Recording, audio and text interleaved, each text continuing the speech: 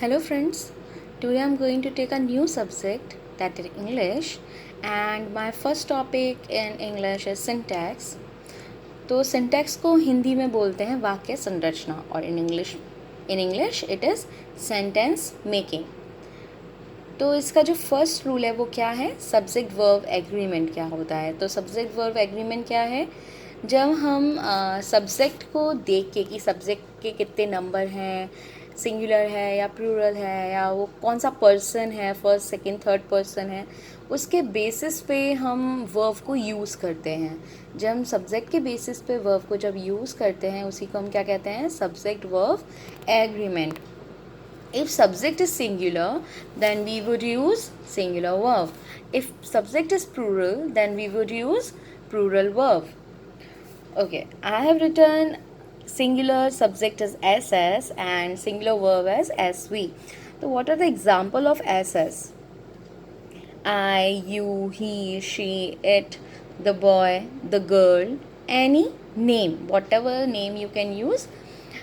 And what are the example of singular verb? Am, is, was, has, does, writes, read, etc. What are the example of plural subject? We, you, they, Ram and Shyam, the boys, the girls. And what are the example of plural verb? Are, were, have, do, write, read, etc. अच्छा, अब actually होता क्या है, बहुत सारे बच्चों को ये दिक्कत आती है कि हम वर्ब तो यूज़ कर लेते हैं, ठीक है, इसलिए हमें इस चैप्टर का इम्पोर्टेंस हमें तो नहीं लगता. लेकिन कभी कभी क्या होता है कि सेंटेंस में सब्जेक्ट का ही नहीं पता चलता, और अगर पता चल भी जाता है तो मोस्ट ऑफ द टाइम हम ये नहीं पता कर सकते कि उसके नंबर कितने हैं, मतलब वो कौन सा नंबर है, सिंगुलर है कि प्लूरल है, या फिर उसके पर्सन में कंफ्यूज हो जाते हैं, whether it is first person, second person, third person. तो वर्ब का ये जो कन्फ्यूजन है उसको हम किस तरह से दूर कर सकते हैं, अभी देखो. जब किसी भी नाउन के साथ एस, ई एस या आई ई एस लगा हो तो वो जो सब्जेक्ट वो जो नाउन बनेगी वो कैसी नाउन बनेगी, प्लूरल नाउन बनेगी. और अगर वर्ब के साथ में एस, ई एस या आई ई एस लगा रहता है तो वो क्या बन जाएगा, प्लूरल वर्ब बन जाएगा. इससे रिलेटेड एग्जांपल्स देख लेते हैं. ओके, एग्जाम्पल बहुत सिंपल है. Ram was always late. Ram यहाँ पे क्या है, सिंगुलर सब्जेक्ट है, तो उसके साथ वर्ब कौन सी लगेगी, सिंगुलर वर्ब, जैसा कि हमने अभी भी पढ़ा था. तो Ram was always late. Mohan were always late. तो यहाँ पर मोहन क्या है, सिंगुलर सब्जेक्ट है, तो सिंगुलर सब्जेक्ट के साथ में आप वर यूज़ करेंगे, नहीं करेंगे, क्योंकि हमें पता है कि सिंगुलर सब्जेक्ट के साथ हमेशा क्या यूज़ करना चाहिए, सिंगुलर वर्ब यूज़ करना चाहिए. तो इसके लिए हम क्या लगाएंगे यहाँ पे, वॉज. ये सिंटैक्स का फर्स्ट रूल है. When the subject is singular you will use singular verb. Whether if the subject is plural then we will use plural verb. This is the first rule of syntax. What is the second rule of syntax? So second rule is I क्या होता है, singular subject होता है. Okay, but इसके साथ हम singular verb भी use कर सकते हैं और प्लूरल वर्ब भी यूज़ कर सकते हैं. I was late. वॉज क्या है यहाँ पे, singular verb. I have a cycle. Have क्या है यहाँ पे, प्लूरल वर्ब है. Okay, this is a second rule. Now what about third rule, you आपका सिंगुलर सब्जेक्ट भी है और प्लूरल सब्जेक्ट भी है. तुम यहाँ आ रहे हो, तुम यहाँ आ गए, तो आप यहाँ पर दोनों वर्ड्स की तरह यूज़ कर रहे हैं. You are here, okay, subject, लेकिन इसके साथ हम हमेशा क्या लगाते हैं, प्लूरल वर्ब लगाते हैं. ओके, लाइक अब यहाँ पे you are a student. Okay, तो यहाँ पे जब हम बात कर रहे थे, मैंने अभी भी बताया था कि सब्जेक्ट को देखकर पता नहीं चलता कि ये सिंगुलर सब्जेक्ट है या प्लूरल सब्जेक्ट है.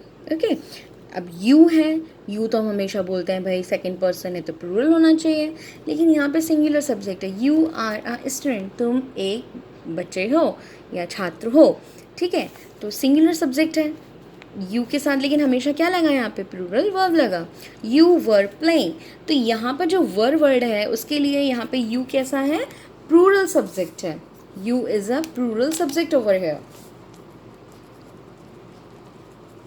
ओके, यू गो देयर, तो यहाँ पे यू क्या है, प्लूरल सब्जेक्ट है, अगेन प्लूरल वर्ब है गो, और फिर क्या है, देयर. तो यहाँ पे ये नॉर्मल है आपके एग्जाम्पल कि यू का जो हम यूज़ करते हैं सिंगुलर और सिंगुलर सब्जेक्ट और प्लूरल सब्जेक्ट की तरह करते हैं, बट इसके साथ हमेशा क्या लगती है, प्लूरल वर्ब लगती है। Now rule number 4, need not and dare not. Okay, अगर ये दोनों वर्ड्स आपके सेंटेंस में आ रहे हैं तो ये इनका जो यूज़ होता है वो सिंगुलर और प्लूरल सब्जेक्ट के साथ प्लूरल फॉर्म में होता है हमेशा, नीड नॉट और डेयर नॉट। अगर सेंटेंस में आपके आ रहे हैं तो इनका यूज़ सिंगुलर प्लूरल सब्जेक्ट के साथ होगा, बट किस फॉर्म में होगा, प्लूरल फॉर्म में होगा। मतलब इनके साथ हमेशा क्या लगेगी, प्लूरल वर्ब लगेगी, ना कि सिंगुलर वर्ब। ओके, एक एग्जांपल ले लेते हैं। She need not go there.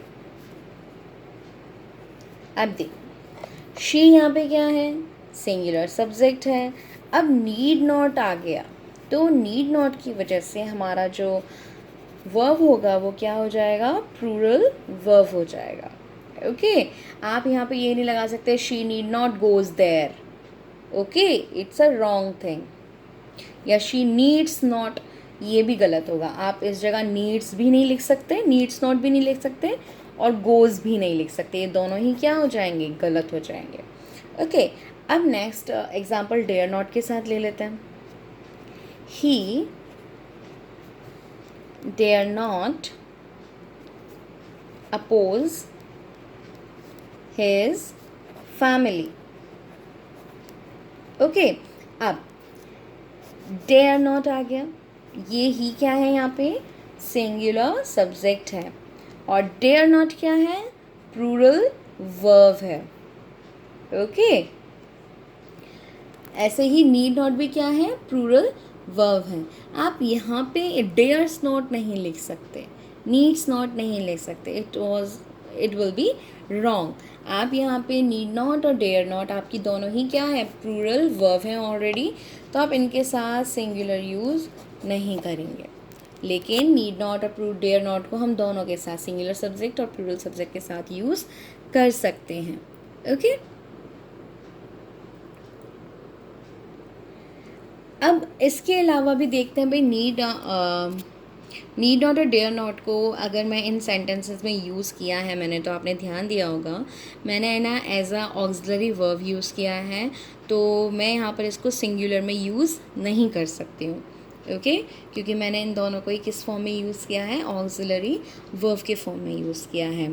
Okay, अगर मैं इसे मेन वर्ब के रूप में यूज़ करती, मेन वर्ब के फॉर्म में यूज़ करती, तो ये सिंगुलर और प्लूरल दोनों फॉर्म में मैं इजीली यूज़ कर पाती। यहाँ पे नीड नॉट और डेयर नॉट को मैंने इन सेंटेंसेस में किस तरह यूज़ किया है, as a auxiliary verb use किया है। ओके, अगर मैं इन दोनों ही फॉर्म्स को मेन वर्ब के फॉर्म में यूज़ करती तो ये दोनों ही सब्जेक्ट के जो दोनों सब्जेक्ट हैं वो अपने दोनों फॉर्म्स में यूज़ हो जाता, नीड नॉट और डेयर नॉट, ये अपने प्लूरल फॉर्म में भी यूज़ हो जाता, सिंगुलर फॉर्म में भी, डेयर नॉट भी सिंगुलर में भी यूज़ हो जाता और प्लूरल में भी। लाइक एक एग्जांपल ले लेते हैं। नॉर्मली अगर मैं यहाँ पर डेयर और नीड को मेन वर्ब के फॉर्म में यूज़ कर रही हूँ तो he dares to face the difficulties. Okay, I am writing over here, he dares to face the difficulties। Okay, अब देखो ही यहाँ पर क्या है, सिंगुलर सब्जेक्ट है, और डेयर्स भी क्या हो गया, सिंगुलर वर्ब हो गई। ओके, अगर एज अ मेन वर्ब अगर आप यूज़ कर रहे हैं तो आप अगर आप डेयर और नीड दोनों को ही मेन वर्ब की तरह यूज़ कर रहे हैं तो आप इसको सिंगुलर फॉर्म में भी यूज़ कर सकते हैं और प्लूरल फॉर्म में भी। अगर आप नीड नॉट और डेयर को अगर आप ऑक्सिलरी की तरह यूज़ कर रहे हैं, ऑक्सिलरी वर्ब की तरह यूज़ कर रहे हैं, तो आप इनको आपको इन्हें सिर्फ प्लूरल फॉर्म में यूज़ करना पड़ेगा।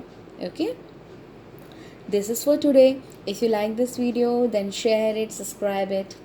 Thank you. Stay home, stay safe.